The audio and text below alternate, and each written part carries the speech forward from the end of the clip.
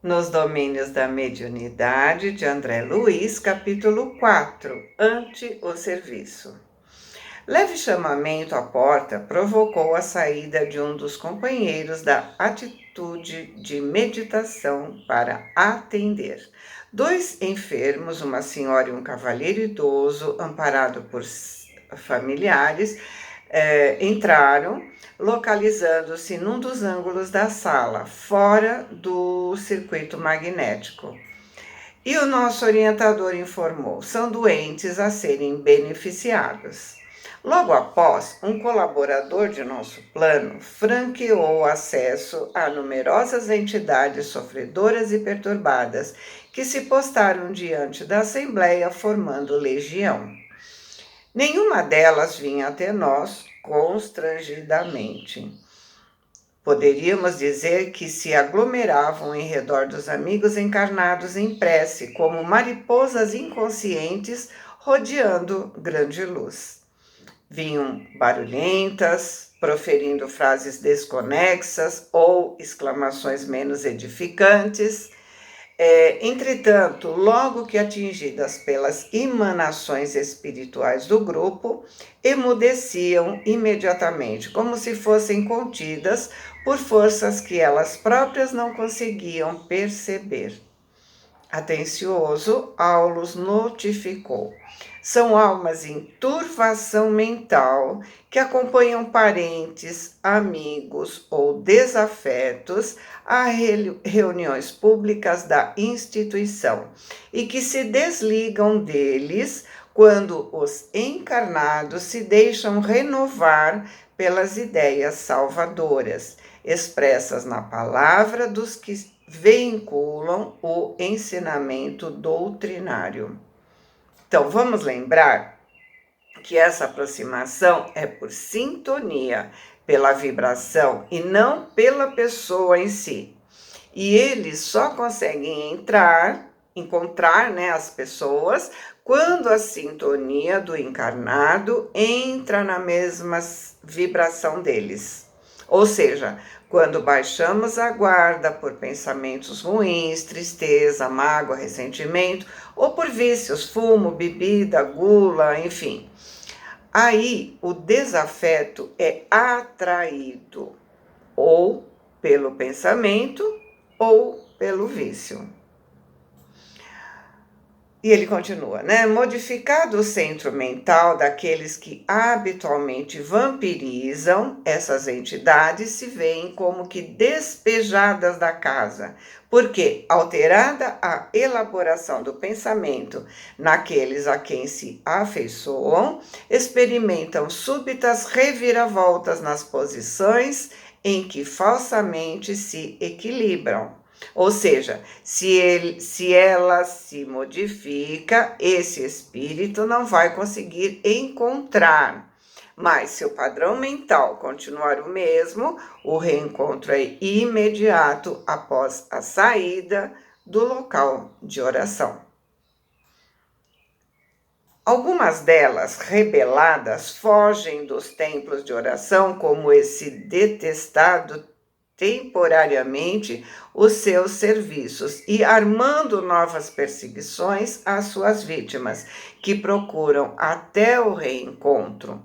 Mas outras, de algum modo tocadas pelas lições ouvidas, se demoram no local das predicações em ansiosa expectativa, famintas de maior esclarecimento.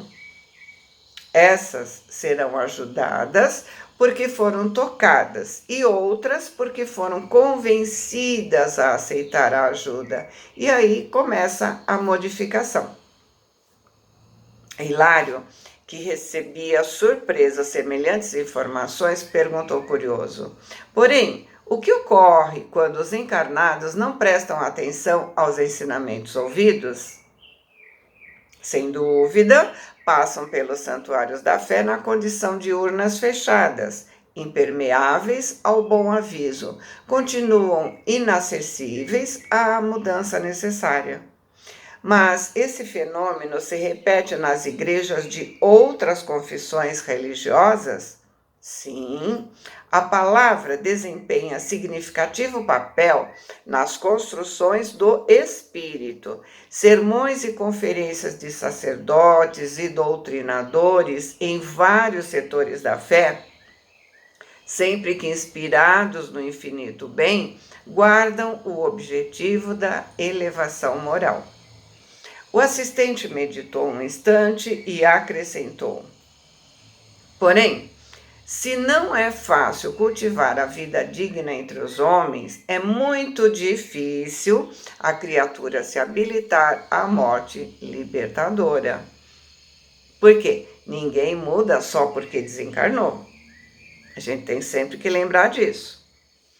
Comumente, a alma se desencarna sem que se desagarrem os seus pensamentos, enovelados em situações, pessoas e coisas da terra.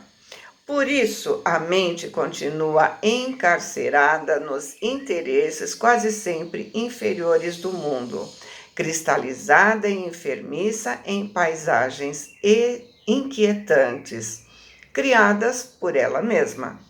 Daí o valor do culto religioso respeitável, formando ambiente propício à ascensão espiritual, com indiscutíveis vantagens, não só para os espíritos encarnados que a ele assistem, com sinceridade e fervor, mas também para, desculpa, para os desencarnados que aspiram à própria transformação. Todos os santuários, em seus atos públicos, estão repletos de almas necessitadas que a eles comparecem sem o veículo denso, sequiosas de reconforto. Os expositores da boa palavra podem ser comparados a técnicos eletricistas, desligando tomadas mentais, através dos propícios libertadores que distribuem na esfera do pensamento. Em razão disso, as entidades vampirizantes operam contra eles, muitas vezes envolvendo seus ouvintes em fluidos entorpecentes, conduzindo esses últimos ao sono provocado, para que se adie a sua renovação. Ou seja, em todas as casas de oração, os espíritos desencarnados continuam da mesma forma como eram encarnados.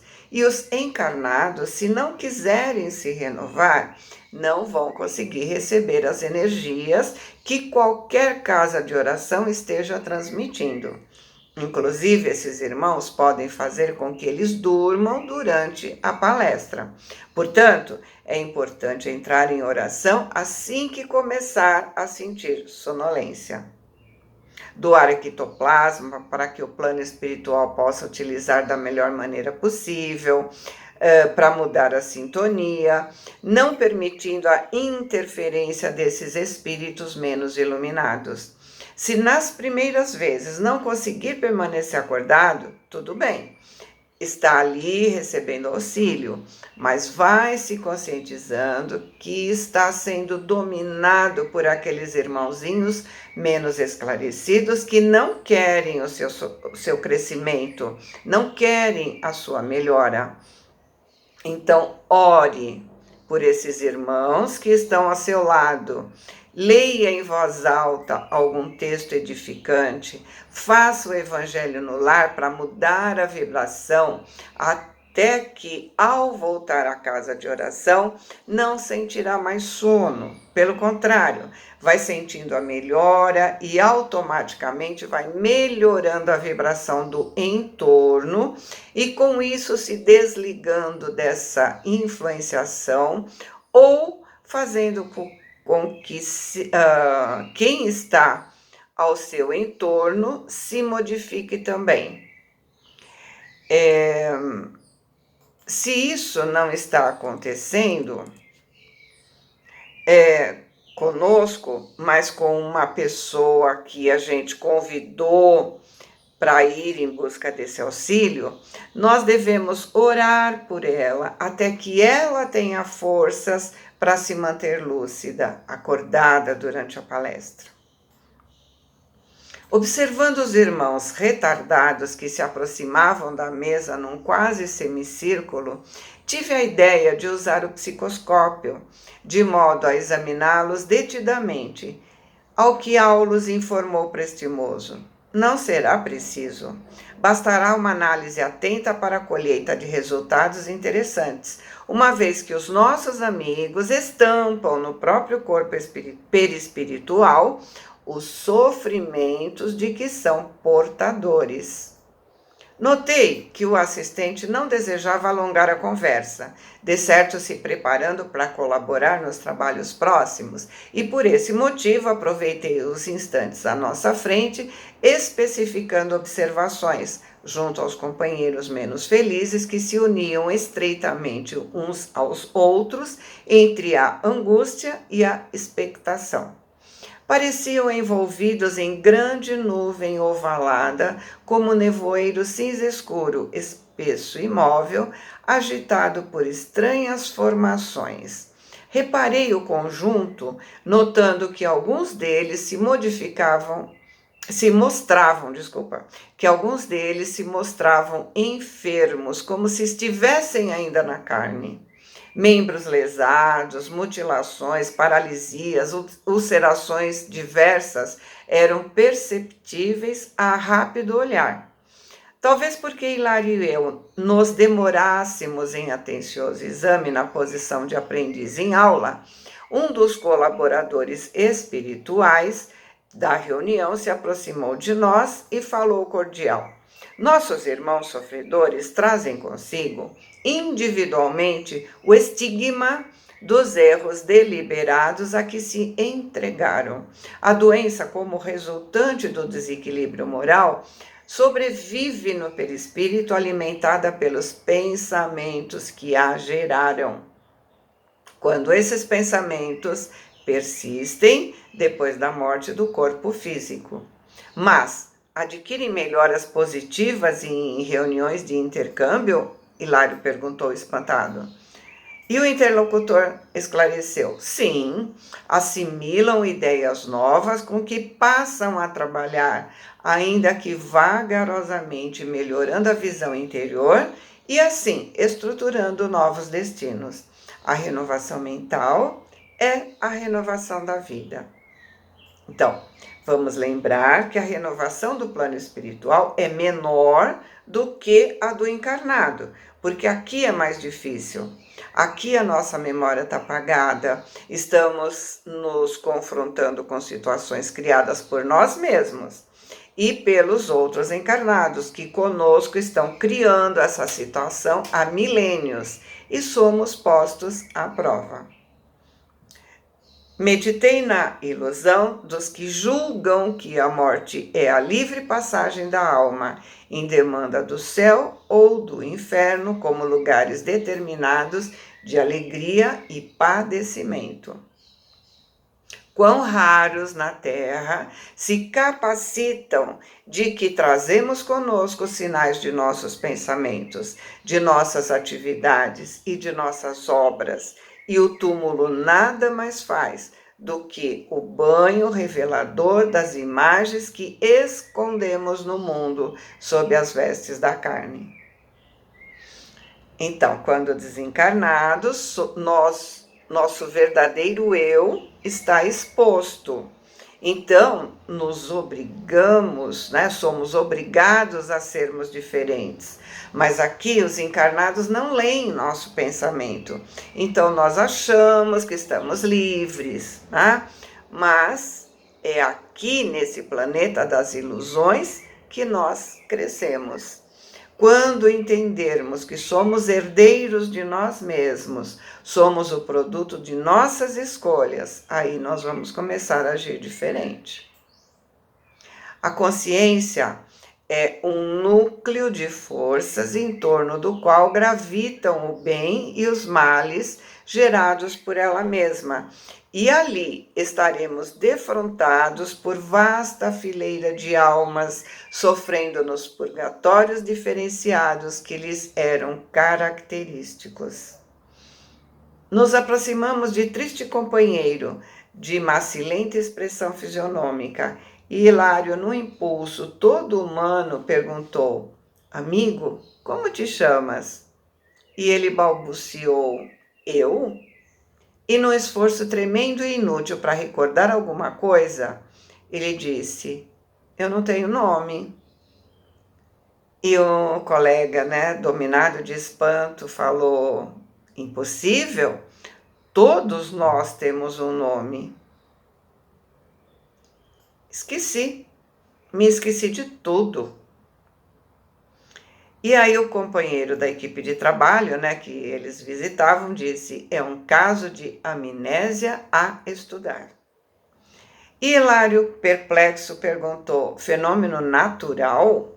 Sim, pode ser natural, em razão de algum desequilíbrio trazido da Terra, mas é possível que o nosso amigo esteja sendo vítima de vigorosa sugestão pós-hipnótica, partida de algum perseguidor de grande poder sobre os seus recursos da memória. Ainda se encontra profundamente imantado às sensações físicas e a vida cerebral nele ainda é uma cópia das linhas sensoriais que deixou. Assim considerando, é provável que esteja submetido a império de vontades estranhas e menos dignas, às quais se teria associado no mundo. E meu colega impressionado disse: Céus, é possível semelhante dominação depois da morte? Como não? A morte é continuação da vida, e na vida, que é eterna, possuímos o que buscamos. Atento aos nossos estudos de mediunidade, observei: se o nosso amigo desmemoriado for conduzido ao aparelho mediúnico, por acaso se manifestará assim, ignorando a identidade que lhe é própria? Perfeitamente. E precisará de tratamento carinhoso como qualquer alienado mental comum, exprimindo-se por algum médium que lhe dê guarida. Será para qualquer doutrinador terrestre o mesmo enigma que estamos presenciando. Nesse momento, passou rente a nós uma entidade em deplorável aspecto. Era um homem esguio e triste, exibindo o braço direito paralítico e ressecado. Atendendo ao meu olhar interrogativo, o companheiro, como quem não mais dispunha de tempo para comentário fraterno, apenas me disse: faça uma auscultação, repare por si mesmo. Me aproximei do amigo sofredor, toquei sua fronte de leve e registrei a sua angústia. Nas recordações que haviam cristalizado no seu mundo mental, senti que o seu drama interior foi musculoso estivador no cais, alcoólatra inveterado, que certa feita, de volta para casa, esbofeteou a face do pai, porque o velho pai censurou o seu procedimento. Incapaz de revidar, o ancião cuspiu sangue e praguejou desapiedado: Infame, o teu braço cruel será transformado em galho seco. Maldito sejas. Ouvindo tais palavras, que se fizeram seguidas por terrível jato de força hipnotizante, o mísero voltou à via pública, sugestionado pela maldição recebida, bebericando para esquecer.